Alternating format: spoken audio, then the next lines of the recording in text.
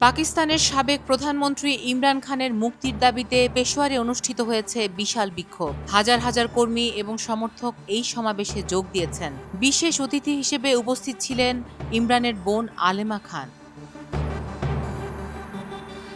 সমাবেশে কারাবন্দী পিটিআই নেতার বিরুদ্ধে সব মামলা প্রত্যাহারের দাবি জানানো হয় এবং সরকার বিরোধী স্লোগান উচ্চারণ করা হয়। কিন্তু প্রশ্ন হলো, একজন প্রাক্তন প্রধানমন্ত্রীকে কারাগারে রাখার পেছনে কি শুধুই আইনগত কারণ, নাকি রাজনৈতিক প্রভাবও কাজ করছে?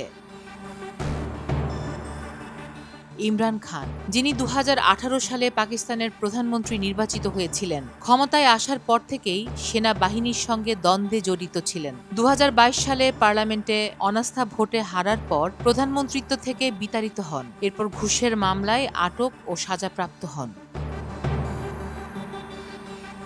বর্তমানে তার বিরুদ্ধে ১.৫ শতাধিক মামলা রয়েছে। এই পরিস্থিতিতে সমর্থকদের এত বড় বিক্ষোভের অর্থ কি শুধুই ন্যায় বিচারের দাবি, নাকি এটি রাজনৈতিক শক্তি প্রদর্শনের একটি মাধ্যম?